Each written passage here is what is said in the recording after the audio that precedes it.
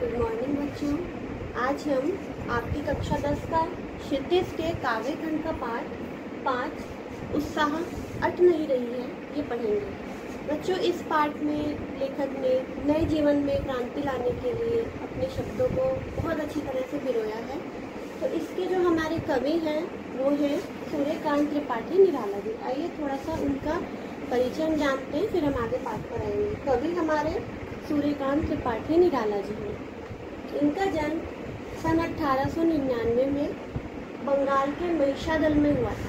जन्म इनका बंगाल में हुआ था, लेकिन ये मूल रूप से निवासी उत्तर प्रदेश के ही हैं। इन्होंने संस्कृत, बांग्ला और अंग्रेजी विषय में अपनी शिक्षा ग्रहण की। स्वाध्याय से मतलब खुद से ही इन्होंने बहुत सारे तीनों भाषाओं की शिक्षा ली, अध्ययन किया। इनकी बहुत फेमस रचनाएं अनामिका, परिमल, गीतिका और कुकुरमुत्ता है। अनामिका, परिमल, गीतिका और कुकुरमुत्ता है इनकी प्रमुख रचनाएं। इनका देहांत सन 1961 में हुआ। बच्चों, निराला जी का जीवन भी बहुत कष्टों में, बहुत अभावों में गुजरा। उनके लगातार उनके अपने उनसे बिछुड़ते चले गए। उनके ज़्यादातर जो रिश्तेदार थे, परिवार में थे, सभी की मृत्यु होती चली गई। उससे उनके जीवन में हमेशा सूनापन रहा। सूनापन होने की वजह से उनकी सोच, उनके विचार दूसरी तरफ ही जाने लगे। अब उन्हें ये कमियां दिखती थी, जो उनके जीवन में खुद में कमी थी, समाज में उन्हें ये सब दिखता था। तो उनकी जो ज़्यादातर रचनाएं वो प्रकृति से जुड़ी हैं। प्रकृति के बहुत प्रेमी थे और शोषित वर्गों, जो शोषित होते थे, जो शोषित लोग होते हैं, प्रताड़ित होते हैं और जो शोषण करते हैं, दोनों वर्गों के प्रति उन्होंने लिखा है। शोषित वर्गों के प्रति उनका बहुत अपनापन रहा है और शोषण करने वालों के प्रति उनका बहुत क्रोध इनकी रचनाओं में दिखता है। तो हमारी जो ये रचना है उत्साह और अट नहीं रही है, इसमें नवजीवन के लिए कवि ने कहा है। बादलों के माध्यम से, यहाँ पे बादलों का आह्वान किया है इन्होंने उत्साह में। बादलों के माध्यम से लोगों में नए जीवन को लाने के लिए इन्होंने संचार किया है। बादलों के आने से बच्चों क्या होता है, ठंडक होती है ना। जब हम बादल देखते हैं, बहुत गर्मी होती है, तो हमें ठंडक का एहसास होता है। देख के ही अच्छा लगता है कि हाँ, जिस परेशानी में, जिस गर्मी से हम झुलस रहे हैं, उसमें कुछ राहत मिलती है। इसी तरह से जो समाज में भ्रष्टाचार चल रहा है, उस समय जो था इनके वक्त पर भी, तो उन चीज़ों को देखते हुए इन्होंने लिखा है अपने इस वाले कविता में, उत्साह में। शोषित जो लोग होते थे, प्रताड़ित होते थे, उनको जो शोषक वर्ग था वो किस तरह से उनका अत्याचार करता था, उनको उभारने के लिए, जो वो उदासीनता में डूबे हुए थे, उनको उभारने के लिए उन्होंने इस कविता का निर्माण किया, रचना की।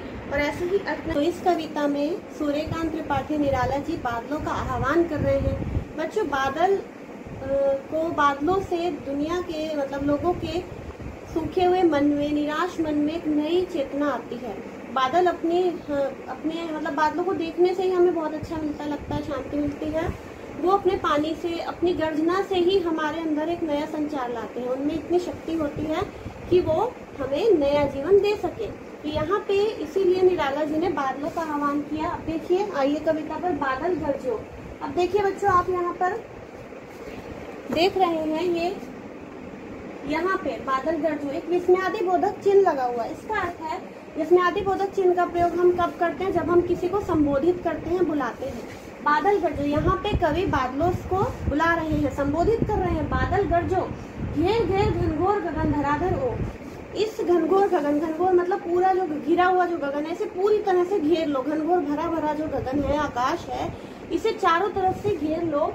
धराधर हो, धराधर यानी कि जो तुमने पानी धारण किया हुआ है उसको धराधर बोला है यहाँ पे कवि ने। धराधर हो, इसे अच्छी तरह से घेर लो। गरजो ललित ललित काले घुंघराले। ललित का होता है बच्चों सुंदर, सुंदर सुंदर काले घुंघराले। आपने देखा है बच्चों, जब बादल आकाश में होते हैं तो छवि उनकी कैसी होती है, घुंघराले घुंघराले, जैसे काले काले बाल होते हैं। कई बार ऐसे वो उस वाली शेप में बने हुए होते हैं।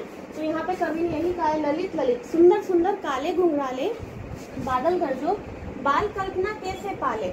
बाल कल्पना जैसे बच्चों की कल्पना होती है, बिल्कुल वैसे ही तुम उसके ही समान कर दो। बच्चे कैसे होते हैं बच्चों, बच्चे भी आपने देखा है कि अलग अलग कल्पनाएं करते हैं। इसी तरह से कवि कह रहे हैं यहाँ पे बाल कल्पना कैसे, बाल बच्चों के भी आपने देखे, ज्यादातर बच्चों के बाल भी ऐसे होते हैं, घुंघराले घुंघराले। और बच्चे क्या होते हैं, चंचल होते हैं। कभी उनका मुख की आकृति कुछ होती है, कभी कुछ, वो जैसे जैसे बार बार अपना रूप बदलते रहते हैं। इसी तरह से यहाँ पे बादलों को भी बार बार बदलते हुए घुंघराले घुंघराले बादलों के रूप में आने को कवि ने कहा है।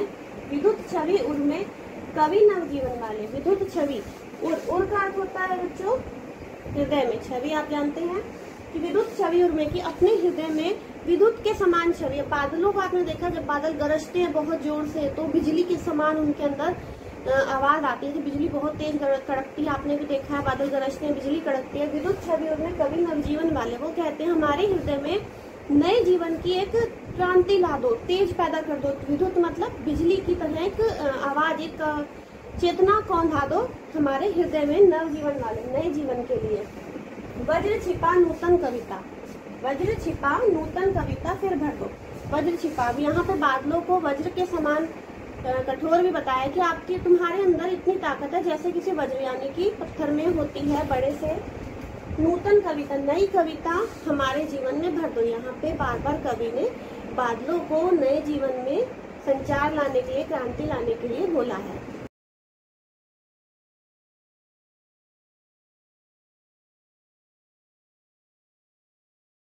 संचार के लिए कहा है।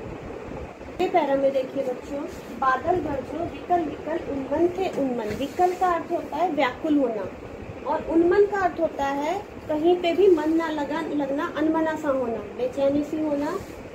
निदाग का अर्थ होता है बच्चों गर्मी। तो देखिए यहाँ पे आगे कवि क्या कह रहा है, बादल गरजो विकल विकल उन्मन थे उन्मन। अब गर्मी का समय, बहुत ज्यादा गर्मी हो रही, विश्व में सभी परेशान हो रहे हैं गर्मी से। तो यहाँ पे कवि कहते हैं विकल विकल उन्मन थे उन्मन, कि सभी लोग बेचैन थे, व्याकुल थे, बिल्कुल इस तरह से जैसे कहीं भी उनका किसी भी कार्य में मन नहीं लग रहा था। विश्व के निदाग के सकल जन, विश्व के सभी लोग गर्मी से बेचैन थे। आए अज्ञात दिशा से अनंत के घन। अब ये कहते हैं कि अज्ञात दिशा से, अज्ञात मतलब जिसकी ज्ञात न हो, किस तरफ से आ रहे हैं, अनंत के घन। अनंत आकाश को कहा गया कि अनंत यानी कि जिसका कोई अंत नहीं है।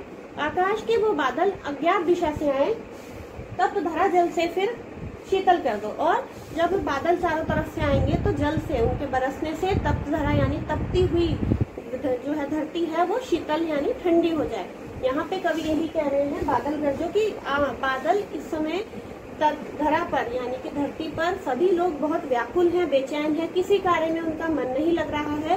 तो तुम आकर, बादलों के आने से, बारिश होने से क्या होगी, ठंडक मिलेगी लोगों को, उनमें नए जीवन का संचार होगा।